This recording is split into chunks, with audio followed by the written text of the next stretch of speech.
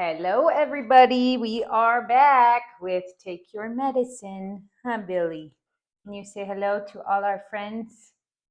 Hello, hello. This is my co host, Billy. She's an Airedale Terrier and she's a piece of work. She's so much fun. And this is Bennett. He's hiding right here. My show today is kind of going to be scattered all over the place. I was meditating this morning and just asking my guides and my friends what I could talk about today. And I had a lot of different thoughts and impressions, and I'll just kind of see where it goes. I've been thinking a lot about my journey to figuring out my sexual identity, which is kind of random, probably. But I recently met with a group of people who are doing a lot of the same kind of work that I do. A really dear friend of mine, his name is Mark, who I met a long time ago at actually the gay club of all people, or of all places. He is a wonderful friend now, and we just connected at the soul level on the dance floor and loved each other instantly. And within a week, I was at his house having tea, and we were talking about our spiritual journeys. And this was even before the celebration of the trees. I can't remember if I told you, but I have always called that first initial set of visions the ceremony of the trees. And on night one of my last two journeys in Sedona, the trees made it very clear that it is the celebration of the trees, not the ceremony of the trees. So I'm trying to get into the habit now of calling it the celebration of the trees and not the ceremony of the trees. So, anyway, he was one of the very first people I called after the celebration of the trees happened. And I had all of those visions that kind of started to open my third eye and wake me up. And they showed me so many different things. And you can go back and watch previous episodes to learn about that.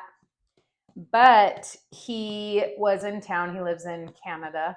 And he is a producer of a lot of like TV shows and documentary kind of things.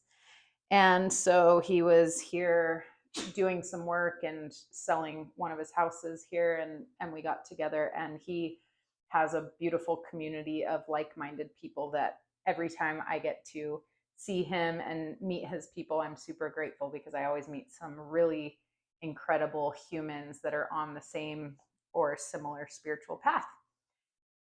So I was meeting with them, and one of the women asked me, what do you identify as far as your sexuality, and who are you attracted to, and kind of all of those things. And since that day, and that was maybe a week ago, I have been thinking about and just kind of pondering my journey into who I am now, the partner I have now, the lifestyle I live now.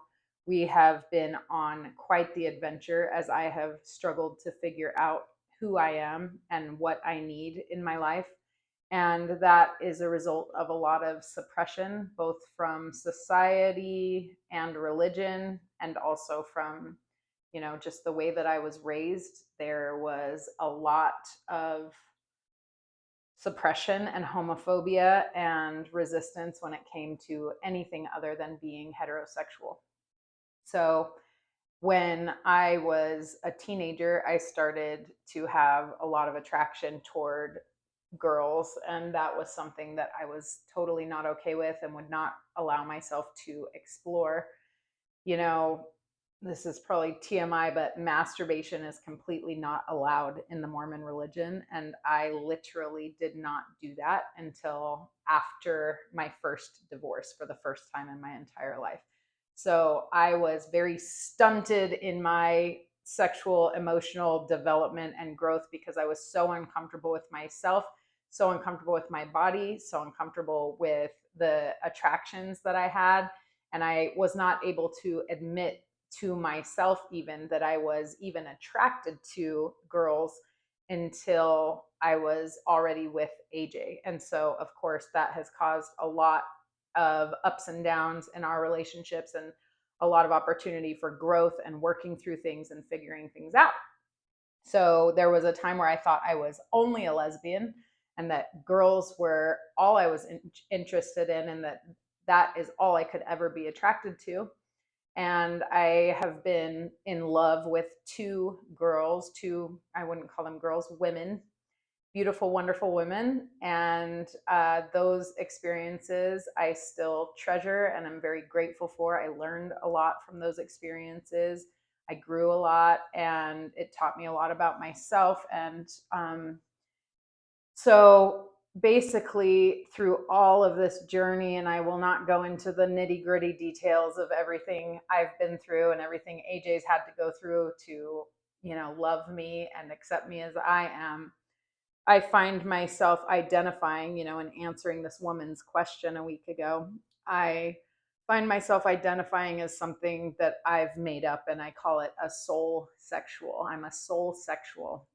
And that just means that I am not attracted to genitals. I don't care what is in somebody's pants. It's not something that is important to me. I am attracted to a heart and an intellect and an energy. And I am attracted to a human that I just genuinely connect with on the soul level. And as I have healed more and more and more, I find myself very happy and content and satisfied and at peace with AJ. He is my soul mate, and I believe that through and through. And as I have gone through these journeys of medicine, these beings, these higher dimensional beings, and dear friends of mine have shown me that it is safe and it is okay to open to AJ. I had a much more difficult time opening myself and being vulnerable to a man than to a woman. And so it took me a lot of spiritual work and a lot of emotional healing to be able to fully trust and open to a man. And I am so grateful for who AJ is. He's a beautiful, trustworthy soul that has helped me and, stuck by my side as I have worked to figure out who I am. And really, I think as anybody tries to figure out exactly who they are and who they're attracted to, so much of the time it's not black and white. Sexuality is on a spectrum. And sure, there are some people, but I would say probably very few people who are the 0% anything but heterosexual and then 100% heterosexual. I think if we really open ourselves and we just love what we love and we're open to connecting to all kinds of people, then most people would find themselves somewhere on a spectrum, and it's not all or nothing. And so I have just really tried to figure out in my stillness and in my heart what is best for me. Where am I the happiest? Where am I at the most peace? And that's required a lot of healing work. Now, I've mentioned before on this show that I used to think that you had to be completely healed and love yourself 100% before you are going to try and attract another partner, because you can only love someone else as much as you love yourself. But I have learned very much that in partnership, we can work together to grow ourselves and to learn and to deepen our love together. And so it's not that you have to be 100% healthy in order to attract a partner. It's that you need to find a partner that is also open to growing themselves and open to expansion and exploration, and open to just trying to be the very best person they can be. And if you have a partner like that, even if they're not meant to be your perfect partner or your permanent partner, there's so much to learn and there's so much expansion to experience within partnerships. So always respect yourself, always set boundaries, always be safe. But I would say don't make any decisions based on fear. Don't make any decisions based on belief systems that have been taught to you since the time you were tiny. Don't make any decisions based on societal programming.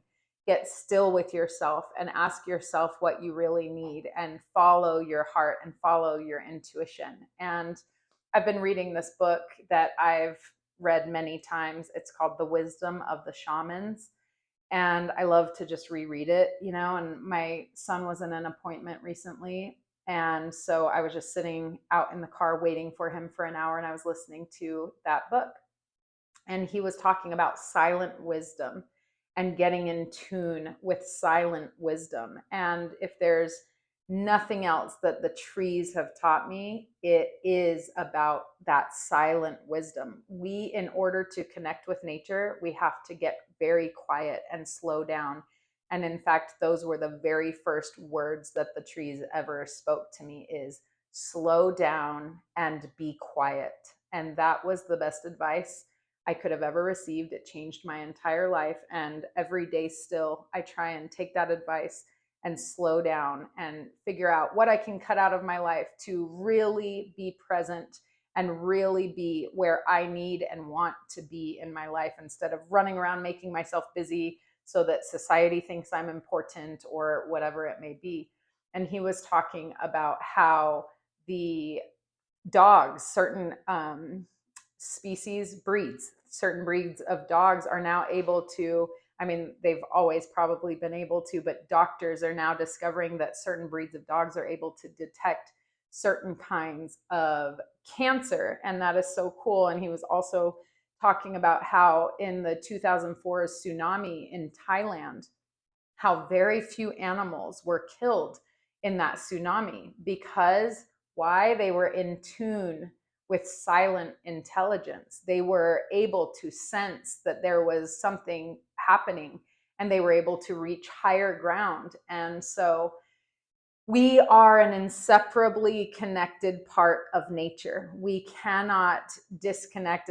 As hard as we try, that resistance to our connection to nature only makes our lives more difficult and more, that adds suffering to our life.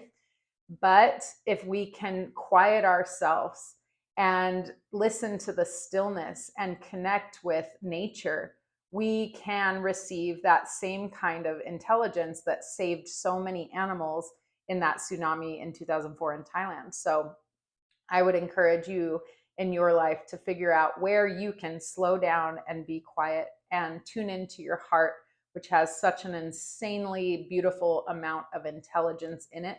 There was this study done, and I'm just thinking of it now, so I don't know the reference, but I'll try and find it and put it on the description of the show. But where people were hooked up to like physiological monitors, monitoring heart rate and breath and all of these things.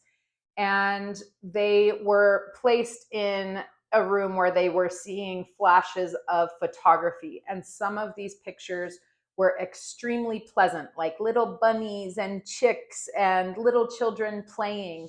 And then there were other photos that were absolutely horrifying, like murder scenes and just horrific kind of things that will make your blood pressure raise and your heartbeat faster. And so what they were doing is monitoring the physiological symptoms of these patients, or these, what are the word, participants in the research project. And before the picture switched, and these pictures were random, it might be 3 really soft and gentle pictures and then 1 horrifying pictures, and they didn't know what was happening when. And the physiological symptoms changed before the picture even switched, which tells us that our heart intelligence and our subtle energies can detect things way before our eyes and our brains tune into it. And so the more we can quiet ourselves in meditation, with yoga, with just slowing down and setting boundaries and cutting a few things out and just being able to sit with ourselves and connect with nature, putting our feet in the earth, looking up at the sky, and just being one with nature, we can have a higher intelligence. We can be tuned into those intuitions that know something's going to happen before it happens, because that is how nature works, and we are part of nature. So my co-parents and I had a meeting yesterday, which is not something that is uncommon for us.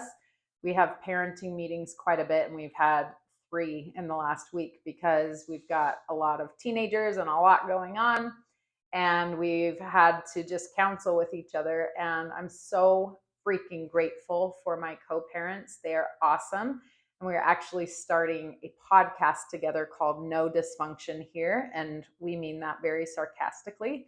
We're really excited to just share our life and share some of the ups and downs of what we've been through together and what we've learned as we've learned to co-parent together. Because I think, divorce is so common and co-parenting is so common. And I'm so very grateful that we've kind of figured out how to get along with one another and work together, even though we're so different from one another. But the father of my first 4 children was speaking yesterday in our little meeting with one of our kids. And he was talking about how our actions have ripple effects and how our attitude really changes the space around us. And he works as an air traffic controller. And so he often is working side by side with another air traffic controller to keep the planes separated in the sky and to keep everybody safe. And he said that in the, I think, 18 years he's been doing air traffic control, he's never seen anybody like compliment the other person that they're working with after, they have a lot of breaks because it's an exhausting job. And so they'll work for a certain amount of time. And when it's time for Jake, is his name, my father of my first 4 children, he has started to pat his partner on the back and say, "Good job." And he has noticed that it's only been a few weeks since he started doing this. And now he's noticed that the partner that he has, when they get up to leave, has started patting him on the back and saying, "Good job." And he's also noticed that now, for the first time in 18 years, he sees it happening all over the air traffic control room. That everybody now is starting to catch on to patting their partner on the back and saying, "Good job, man," or "Good job, And I just thought that was such a good example of how our little sparks of joy, our little positivities have a ripple effect. And those things really matter. Even our thoughts are measurable physical energy, and our thoughts have ripple effects. And so the more we can just be in tune and aware of our thoughts, our actions, these beings, and Sedona, on Monday and Tuesday were showing me that every thought, every action, every movement has ripple effects. We don't realize how powerful we are. He also told this story randomly that I thought was great about how there was a well and a goat fell into it. And this is probably not a true story, but it's kind of an allegory. But a well that a goat fell into, and this farmer, it was very, very deep, and he had no idea how to get this goat out. So he figured, well, I think maybe the humane thing to do is to just, bury the goat alive. And so he started shoveling dirt into the well to bury this goat alive. And the goat figured out that if he can just shake off the dirt every time he scoops another shovelful in and step on top of the dirt, that eventually he actually made it to the top of the well and climbed right out of the well. And the lesson, of course, is to just shake it off when negative things happen to you and rise above whatever the dirt is that's falling on you. We are all meant to just grow and expand from the difficult things that happen to us. So I thought that was a really cool story. He always tells some great stories, and I just love him for it. So hopefully you'll be hearing some of those on the podcast. So stay tuned. I don't know when we're recording our first episode, but my son Jonah, who's a musician, just created a jingle for it, and it's awesome. I'm so grateful and proud of him. So that was fun. Another thing that I learned recently, and it was in a book, it might have even been The Wisdom of the Shamans, I can't remember, but the author said that when I receive a compliment, I say thank you. And then silently to myself, I say, and I would be that even if you didn't say so. And that is, so say somebody says, "Oh, Toby, you're so awesome," then to say thank you. And then silently to myself say, "And I'm awesome even if you didn't tell me I'm awesome." Because we are kind of programmed to feel how everyone else feels about us, about ourselves. So if we can just kind of be more aware of that and train our brains to feel good about ourselves no matter what we're receiving from external sources, have our self-love and our self-care be from within, our self-esteem and the way that we think about ourselves in general to come from within, I think that is a super helpful thing. What else? I think that's kind of about it. I was thinking that I would pull a card today.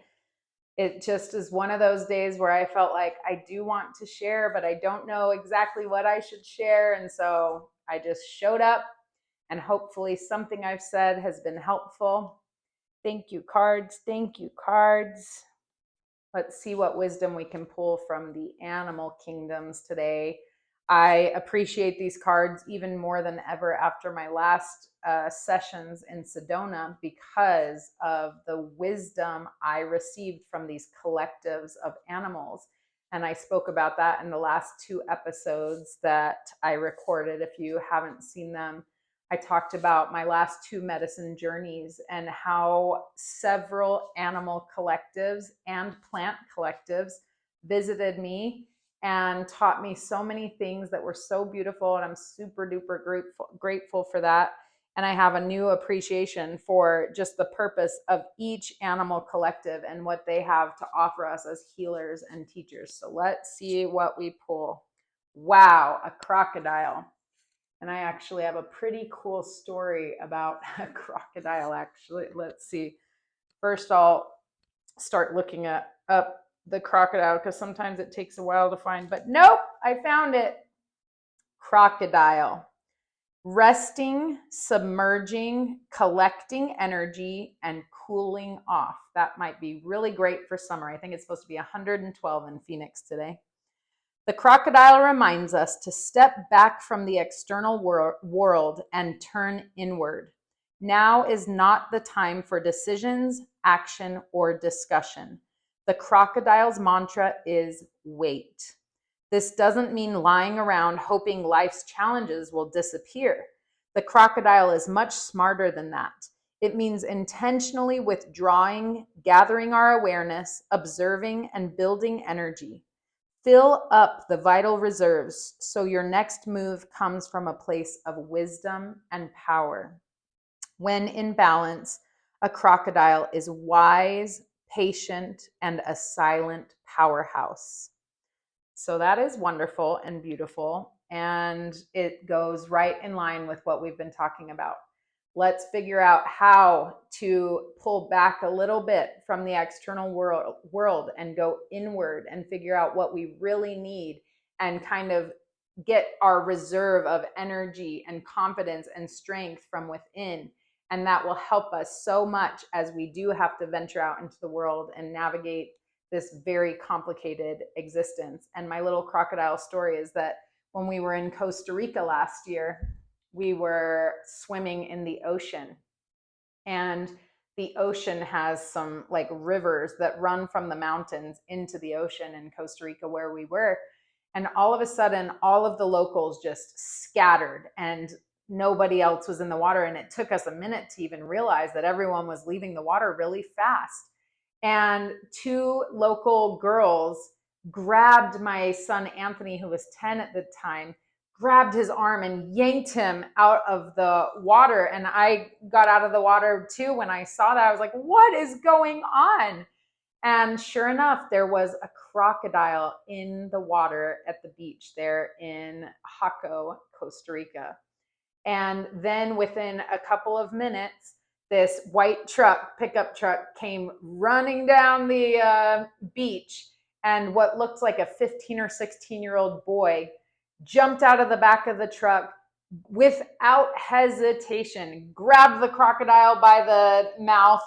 The crocodile was wrestling, just like trying to get out.